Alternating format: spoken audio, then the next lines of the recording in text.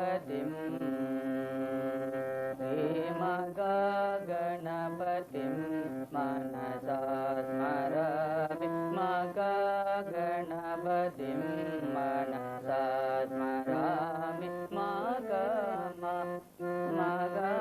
गणपतिं मनसा स्मरामि मगा गणपतिं मनसा स्मरामि.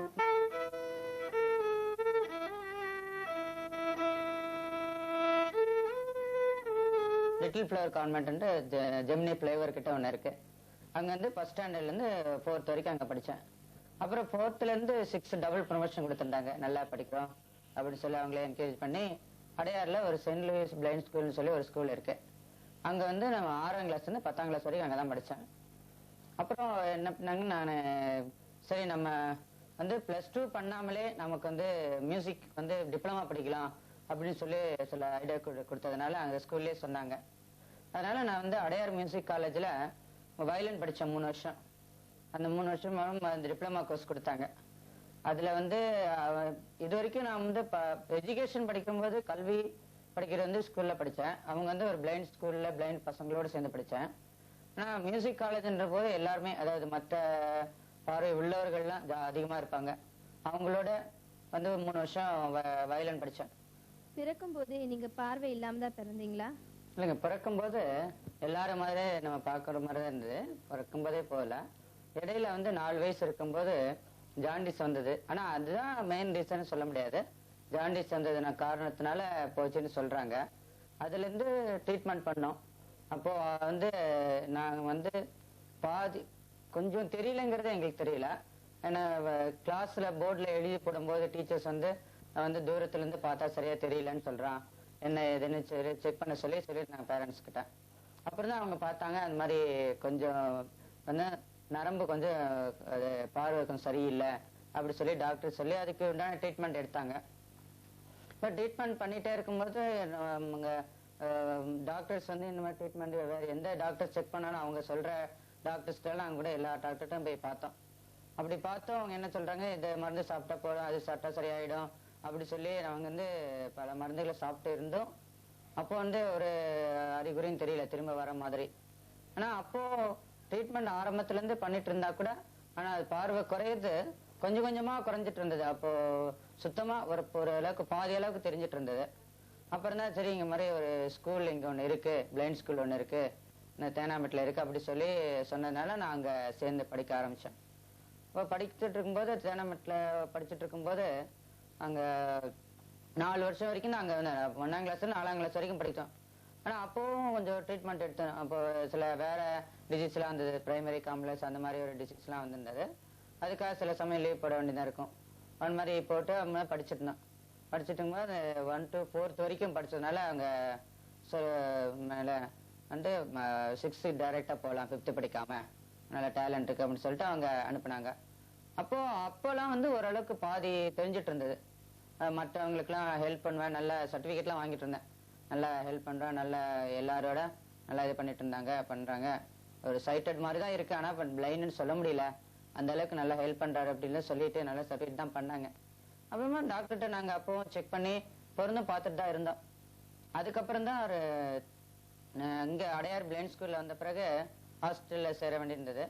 ஸோ கொஞ்ச நாள் ஹாஸ்டல்ல இருந்துட்டு அப்போ அதுக்கப்புறம் நம்ம மற்றவங்க போல வீட்டுல இருந்து போய் படிச்சுட்டு இருந்தோம். அப்போ வந்து இந்த அலோபதி பார்க்கணும், இந்த டாக்டர் பத்ரிநாத் டாக்டர் பார்க்கலாம் அப்படின்னு சொல்லி அப்பாயின்மெண்ட் ஃபிக்ஸ் பண்ணி நாங்க பார்த்தோம். அவரை பார்த்துட்டு நல்லா டெஸ்ட் பண்ணிட்டு ரொம்ப ஸ்பெண்ட் பண்ணி பார்த்தாங்க. டெஸ்ட் பண்ணிட்டு அப்புறம் அவர் பார்த்து சொன்னாரு, எல்லாமே கரெக்டா இருக்கு கண்ணில், ஆனா ஆர்டிக் நர்வ்ஸ் மட்டும் வீக்கா இருக்கு. அது வந்து எங்களுடைய எக்ஸ்பிரிமெண்ட், எங்களுடைய அனுபவத்துல இது புதுசு, இந்த டிசீஸ் அந்த மாதிரி யாருக்கும் வந்தது கிடையாது. ஒண்ணு கண்ணில் எதனால ப்ராப்ளம் வரணும், இல்லைன்னா வேற எதனாதான் வரணுமே தவிர வெறும் அந்த ஒரு நரம்பு மட்டும் பாதிக்கப்பட்டிருக்கு அப்படிங்கிறது வந்து ஒரு புரியாத ஒண்ணு அப்படி சொல்லி சொன்னாங்க. சரி இதுக்கு என்னதான் பண்ணலாம் அப்படின்னு சொல்லி அவங்க கிட்ட கேட்டதுக்கு அவங்க இதுக்கு மருந்து இங்க கிடையாது, ஆனா வந்து அமெரிக்கா போனாக்கா ஒரு இப்படி 10 லட்சம் செலவாகும், அமெரிக்கா போனாக்கா அங்க வந்து நிச்சயமா ஒரு ஆப்ரேஷன் பண்ணுவாங்க, அதுவும் அப்படியும் பண்ணாலும் நமக்கு வந்து அது கிடைக்குன்ற ஒரு நம்பிக்கை சொல்ல முடியாது, கேரண்டி கொடுக்க முடியாது அப்படின்னு சொல்லிட்டாங்க. நம்ம இவ்வளவு தூரம் ட்ரீட்மெண்ட் பண்ணணும், இவ்வளவு தூரம் பண்ணிட்டு வந்தோம், நமக்கு இதுவரை எப்படி பதில் சொல்லிட்டாங்களேன்ட்டு சரி நம்ம வந்து பார்ப்போம், வேற நம்ம வேற கிடைக்குமா, வேற ட்ரை பண்ணி பார்ப்போம்ட்டு அவர்கிட்ட அந்த டாக்குமெண்ட்ஸ் எல்லாம் கொடுத்து அவர் எக்ஸ்பெரிமெண்ட் பண்ணதெல்லாம் பார்த்து டெஸ்ட் பண்ணதெல்லாம் அவரே வந்து நீங்க இந்த டாக்குமெண்ட்ஸ் எல்லாம் இருக்கட்டும், நாங்க எங்க வேற எதுனா மருந்து புதுசா வந்தா நாங்க உங்களுக்கு சொல்றோம் அப்படி சொல்லி அவங்க வச்சுட்டாங்க. அப்புறம் நாங்க ஒரு 2 வருஷம் கழிச்சு அவங்க ஒரு 1990 88ல பார்த்தோம். 90ல அவர் வந்து ஒரு மாதிரி ஒரு கேப்சூல் மெடிசன் வந்திருக்கு. அது வந்து 16 மடங்கு சக்தி உள்ளது, 16,000 மடங்கு சக்தி உள்ளது. அந்த மாத்திரையை சாப்பிட்டாக்கா நிச்சயமா வந்து சரியாகலாம் அப்படின்னு சொல்லி பத்ரிநாத் டாக்டர் லெட்டர் போட்டு சொல்லிட்டார். பார்வை இல்லாதவங்க வேற யாராவது உங்க குடும்பத்துல இருக்காங்களா? இருக்காங்க. என்னுடைய சிஸ்டர், அவங்க தங்க சேம் தான். எனக்கு 4 வயசு இருக்கும்போது ஆரம்பிச்சது, தங்கைக்கு வந்து 5 வயசு இருக்கும்போது ஆரம்பிச்சது. 2 பேருக்கும் ஒரே மாதிரி தான் ட்ரீட்மெண்ட், எல்லாமே ஒரே மாதிரி தான். சிஸ்டர் வந்து இப்போ 10th முடிச்சுட்டு வீட்டுல இருக்காங்க. சின்ன வயசுலயே நீங்க உங்க பார்வையை இழந்துட்டீங்க. அது ஒரு பெரிய குறையா கருதாம 10வது வரைக்கும் படிச்சீங்க. 10வது படிச்ச அப்புறம் மேல என்ன படிக்கணும்னு நினைச்சீங்க? மியூசிக் காலேஜ்ல எப்படி சேர்ந்தீங்க? 10வது வரைக்கும் படிக்கும்போது சின்ன வயசுல 6ஆம் கிளாஸ் 7ஆம் கிளாஸ் படிச்சுட்டு இருக்கும்போது மியூசிக்ல எனக்கு கொஞ்சம் ரொம்ப ஈடுபாடு இருந்தது, இன்ட்ரெஸ்ட் இருந்தது. ஆனா நம்ம வந்து ஏதோ ஒரு தொழில் கௌரவமா செய்யணும், அது வந்து 4 பேர் மதிக்கிற அளவுக்கு இருக்கணும் அப்படின்ற ஒரு எய்முக்காக நான் சரி நம்ம என்ன தொழில் மற்ற இதெல்லாம் ஈடுபட்டு போனாக்கா நமக்கு வந்து இது ஜாப் கிடைக்குமா. திரு சிவை இளங்கோ, என்ஜிஓ யூனியன் தலைவர். இருக்கணும். ஸ்கூல்ல படிச்சுட்டு இருக்கும்போது ஒரு சின்ன ஆர்கெஸ்ட்ரா ஒன்று இருந்தது. அவங்க வந்து ஒரு படிக்கிற பசங்களுக்கெல்லாம் திறமை உள்ளவங்களெல்லாம் அதுல வச்சு ப்ரோக்ராம்லாம் பண்ணிட்டு இருந்தாங்க. அதுல நான் ஒரு 2 வருஷம் அதுல ஒர்க் பண்ணியிருந்தேன். அப்போ இருக்கும்போது சரி நம்மளும் வந்து பின்னாடி நம்ம வெளியில படிக்கிறோம், அதே முறையா படிக்கணும். அது முறைப்படி படிச்சு நிறைய பேர் குறுக்கு வழி எல்லாம் போறாங்க, அது நமக்கு வேண்டாம். முறைப்படி முதல்ல இருந்து போய் அடித்தள படிப்பு எப்படியோ அது மாதிரி படிச்சு அதுக்கப்புறம் நம்ம வந்து ஒரு ஸ்டாண்டர்டா இருக்கணும். அதுக்கப்புறம் நம்ம ஒரு ஜாப்க்கு நம்ம நிச்சயமா கிடைக்கும் அப்படின்ற ஒரு நம்பிக்கையோட நான் 10th முடிச்சுட்டு அப்புறம் எங்க படிச்சா எங்க நமக்கு நல்ல படிப்பு கிடைக்கும் அப்படின்னு சொல்லி அங்க ஸ்கூல்லே ஒரு மியூசிக் வாதியார் இருந்தார், ஆர் சுப்பிரமணியன்றார். அவர் வந்து இந்த மாதிரி அடையார் மியூசிக் காலேஜ் நல்லா டீச் பண்றாங்க, அங்க படிச்சாக்க உங்களுக்கு ஈஸியா இருக்கும் அப்படி சொல்லி சொன்னார். அதனால அவர் சொன்னபடி நாங்க அடையார் மியூசிக் காலேஜ்ல சேர்ந்தேன். 1987 10th முடிச்சிட்ட உடனே அங்க சேர்ந்தேன். அவங்க சேர்ந்துன்னா அவங்க வந்து நிறைய பேர் சொன்னாங்க வயலின் நான் எடுத்து படிக்கலாம்னு ஆசைப்பட்டேன். நிறைய பேர் சொன்னாங்க வயலின் வந்து ரொம்ப கஷ்டமானது, அதை நீங்க எடுத்து படிக்கிறத விட வேற எதுனா படிக்கலான்னு. ஏன் அது கஷ்டம்ன்றது எதுக்காக நீங்க சொல்றீங்க அப்படி சொல்லி அவங்க கிட்ட கேட்டேன். இல்லைங்க, அது வந்து ஒரு விரல்லாம் வைக்கணும், அதுனா மற்ற இன்ஸ்ட்ருமெண்ட் எல்லாம் விரல் வச்சா தானா வந்துடும், ஆனா இதுல விரல் வச்சு நம்ம தான் அந்த ஸ்வரஸ்தானங்களை கொண்டு வரணும் அப்படின்னாரு. எனக்கு சின்ன வயசுல என்ன கஷ்டப்பட்டு ஒண்ணு படிக்கணும், கஷ்டப்பட்டு செஞ்சாதான் அது நமக்கு விருப்பம். அது பட்டு கஷ்டப்படணுன்றது அது நமக்கு ஒரு ரொம்ப இன்ட்ரெஸ்டான ஒரு ஹேபிட் மாதிரி வச்சுக்கோங்களேன். அதனால எனக்கு சரி கஷ்டம்னா பரவாயில்ல, நான் வந்து சேர்ந்து படிச்சேன், நான் காட்டுறேன் அப்படின்னு ஒரு சவால் எடுத்தேன். நானே எனக்குள்ள சவால் பட்டு உடனே நான் இந்த மியூசிக் காலேஜ்ல என்ட்ரன்ஸ் எக்ஸாம்லாம் பாஸ் பண்ணி அங்க வயலின்ல சேர்ந்தேன். சரி வயலின்ல சேர்ந்த பிறகு அவங்க எல்லாருமே பார்வை உள்ளவர்கள் தான். ஆனா நான் என்னுடைய கிளாஸை பொறுத்த வரைக்கும் இந்த வயலின்ல நான் மட்டும்தான் ஒரு பிளைண்டுன்ற மாதிரி இருந்தோம். அப்போ அவங்க என்ன பண்ணுவாங்க, 10 பேர் ஒரு கிளாஸ்ல இருப்போம். அதுல அவங்க டீச் பண்ணுவாங்க. ஆர் கமலான்றவங்க ரெண்டு மிஸ் மேடம் இருந்தாங்க. அவங்க வந்து டீச் பண்ணும்போது பொதுவா சொல்லி தருவாங்க. யாருமே விரல் வச்சோ இல்ல இந்த மாதிரி மூவ்மெண்ட் பண்ணணும், போ இப்படி வைக்கணும் அப்படின்றது யாருமே எனக்கு சொல்லி தரல. அப்போ சரி அவங்க சொல்றத நானே காதால கேட்டு அவங்க வாசிக்கிற முறையை வச்சு வாசிச்சு வந்தேன். அப்போ அவங்க சொன்னாங்க மற்ற ஸ்டூடெண்டோட நீங்க நல்லா வாசிக்கிற அப்படி சொல்லி என்ன என்கரேஜ் பண்ணாங்க. அப்புறம் நான் பண்ண சரி நம்ம இங்கேயே நம்ம இவங்களோட சரியா விரல் வைக்க சொல்ல மாட்டேன்றாங்க, நம்ம பிரைவேட்டா டியூஷன் படிச்சாக்க ஓரளவுக்கு வரலாம் அப்படின்றதுக்காக அந்த காலேஜ்லயே மியூசிக் காலேஜ்ல படிச்ச ஒரு பிளைண்ட் வாத்தியார், அவர் இப்போ வந்து ஈவினிங் காலேஜ் மாஸ்டரா இருக்காரு, பெரிய சாமின்றார். அவர்கிட்ட வந்து வயலின் படிச்சேன். அவர் வந்து விரல் அவர் கூட ஓரளவுக்கு தான் விரல் சொன்னார், ஐடியா தான் கொடுத்தார். யாருமே வந்து வயலின்ல வந்து விரல் வச்சு சொல்றது வந்து பிரைவேட்டா நம்ம படிச்ச கூட சொல்ல மாட்டாங்க. ஆனா இந்த அளவு நான் அவருக்கு வந்து ஓரளவு சொல்றதை வச்சு நான் கேட்டு எந்த மூவ்மெண்ட் எப்படி பண்ணணும், மூவ்மெண்ட்லாம் எப்படி வரணும் அப்படின்றதுல அவர் வந்து ஐடியா கொடுத்தாரு. அந்த ஐடியா படி நான் அவர்கிட்ட கொஞ்சம் காலம் படித்தேன். அப்படி படிச்சோன்னா இப்போ எனக்கு நான் வாசிக்கிறது வந்து டிஎன் கிருஷ்ணன் அவர் வாசிக்கிறது ஒரே ஸ்டைல்ல வரும். அந்த அளவுக்கு ஓரளவுக்கு நானே வயலின்ல பயிற்சி நானே ஒரு சொந்தமாவே முயற்சி பண்ணி கஷ்டப்பட்டு நானே படிச்சு வந்தது. அப்போ படிச்சுட்டு இருக்கும்போது பாட்டு வந்து அப்போ கூட வந்து ஆன்சிலரிங்க வோக்கல் வச்சிருந்தாங்க பாட்டு படிக்கணும்ட்டு. அப்போ படிச்சுட்டு இருந்தேன். அப்போ படிக்கும்போது ஓரளவுக்கு நம்ம பாட்டு தெரிஞ்சதுனால நம்ம வந்து மெட்ராஸ் யூனிவர்சிட்டியில வந்து பிஏ படிக்கலாம், மெட்ராஸ் யூனிவர்சிட்டியில எலிஜிபிள் இருக்குன்னு சொல்லி சொன்னாங்க. அதை நான் ட்ரை பண்ணலான்ட்டு அவங்களுக்கு வந்து 21 ஏஜ் இருந்தாதான் பிஏ பண்ணணும்னு சொல்லி அவங்க வந்து எலிஜிபிள் இருக்கும் அப்படி சொல்லியிருந்ததுனால நான் 87ல முடிச்சேன் நான் 10th. இப்போ டைரக்டா பண்ண முடியாதனால நான் டிப்ளமா மியூசிக் முடிச்சுட்டு அப்புறம் டிகிரி கோர்ஸ் பிஏக்காக நான் ஓப்பன் யூனிவர்சிட்டியில நான் 21 ஏஜுக்காக வெயிட் பண்ணி நான் அப்ளை பண்ணி படித்தேன். 93 முடிச்சுட்டு 90 to 93 வரைக்கும் அங்கே முடிச்சேன். 93லேருந்து மியூசிக் டீச் பண்ணுறதுக்கு ஸ்டார்ட் பண்ணேன்.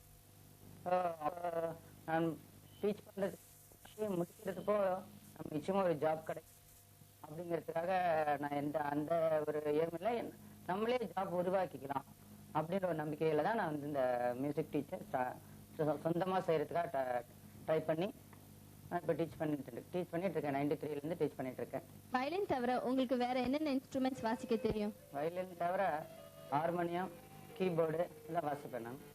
நான் வயலின் படிச்சுட்டு இருக்கும்போது ஹார்மோனியம் கீபோர்ட்லாம் படிச்சுட்டு இருந்தேன். நான் இப்போ சொல்லித்தரதும் வயலின், பாட்டு, ஹார்மோனியம், கீபோர்டு 4மே சொல்லி கொடுத்துட்டு இருக்கேன். நான் உங்க எதிர்கால திட்டம் என்ன? நம்ம வந்து மியூசிக் டீச் பண்ணிட்டே இருக்கணும். அது சமயத்தில் பெரிய இன்ஸ்டியூட் ஒன்று ஆரம்பிக்கணும்னு ஒரு பிளான் வச்சிருக்கேன்.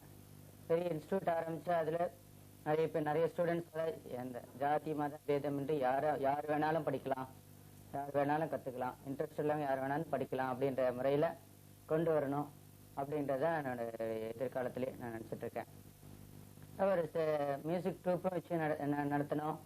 அதுலயும் நம்ம இன்ஸ்டியூட்ல படிக்கிறவங்க எல்லாம் அதுல பார்ட்டிசிபேட் பண்ணி அவங்களும் பேர் வாங்கணும் அப்படிங்கிறது தான் என்னுடைய எதிர்காலத்திலே நான் ஒரு பிளான் வச்சிருக்கேன். இசையில இவ்வளவு தூரம் ஆர்வத்தோட ஈடுபட்டு முன்னேறி இருக்கிறத பார்க்கும்போது ரொம்ப சந்தோஷமா இருக்கு. உங்க முன்னேற்றத்திற்கு முக்கிய காரணமா நீங்க எதை கருதுறீங்க? என்னுடைய முன்னேற்றத்துக்கு முக்கிய காரணம் சொன்னா அது நம்ம வச்சிருக்க நம்பிக்கை தான் காரணம். நிச்சயமா வர முடியும் அப்படின்னு ஒரு தன்னம்பிக்கையை வச்சுதான் நம்ம அந்த அளவுக்கு வந்தோம். இசை பார்வை இழந்ததுனால நம்ம வந்து மற்றவங்க சொல்லுவாங்க அவங்களால ஒன்றும் செய்ய முடியாது, இது செய்ய முடியாது அப்படி சொல்லுவாங்க. நம்ம அப்போதான் ஏன் செய்ய முடியாது அப்படின்றத ஒரு சேலஞ்சா எடுத்துட்டு அது சவாலா எடுத்துக்கிட்டு அது செஞ்சதுனால இன்னைக்கு இந்த அளவுக்கு வந்ததுக்கான அனுபவம் எனக்கு கிடைச்சி. இவ்வளவு நிறைய அனுபவங்கள் இடையில கஷ்டப்பட்டு வந்த அனுபவங்கள் அதெல்லாம் வச்சு பார்க்கும்போது நம்மளுடைய தன்னம்பிக்கையினாலதான் இவ்வளவு தூரம் வந்திருக்கேன். ஆனா இன்னும் இப்போ படிச்சதை விட இன்னும் படிப்பை வந்து தொடர்ந்து கொண்டே இருப்பேன். அது வந்து லைஃப் லாங்கா எப்பவுமே கடைசி வரைக்கும் படிக்கிறத நான் ஸ்டாப் பண்ண போறது கிடையாது. இப்போ பிஏ முடிச்சோன்னா இதுலயே எம்ஏ, அதுக்கப்புறம் எதெல்லாம் படிக்க முடியுமோ அதெல்லாம் வந்து படிச்சு எப்பவுமே கடைசி வரைக்கும் படிச்சுட்டே இருக்கணும். படிக்க மற்றவங்களுக்கு நம்மளுடைய அனுபவங்களை எடுத்து சொல்லி நம்ம இந்த அளவுக்கு வந்திருக்கிறது எப்படி எந்த அளவுக்கு நம்பிக்கையோட வந்திருக்குமோ அதே போல மற்றவங்களுக்கும் நம்மளுடைய அட்வைஸ் வந்து மற்றவங்களுக்கு சொல்லணும்.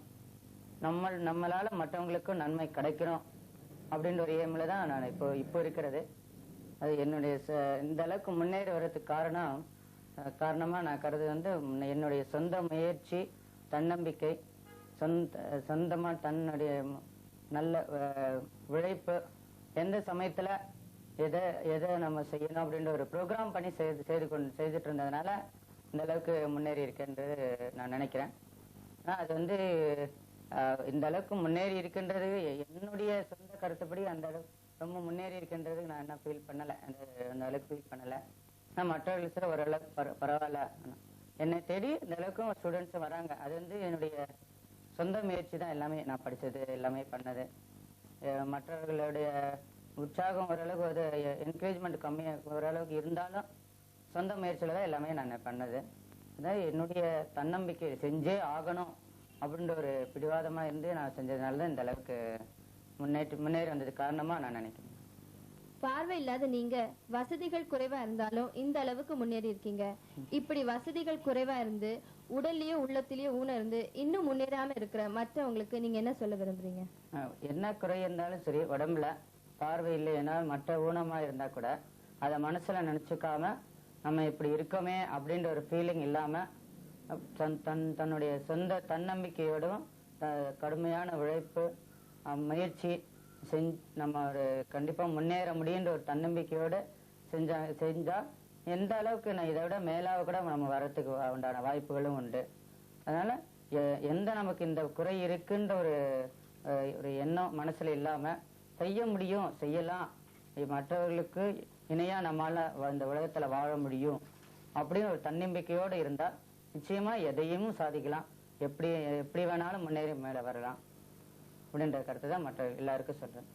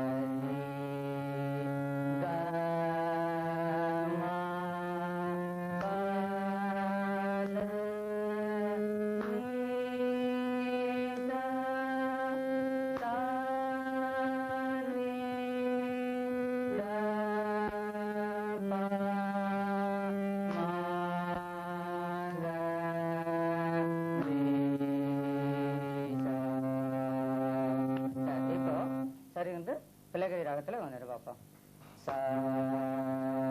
சொல்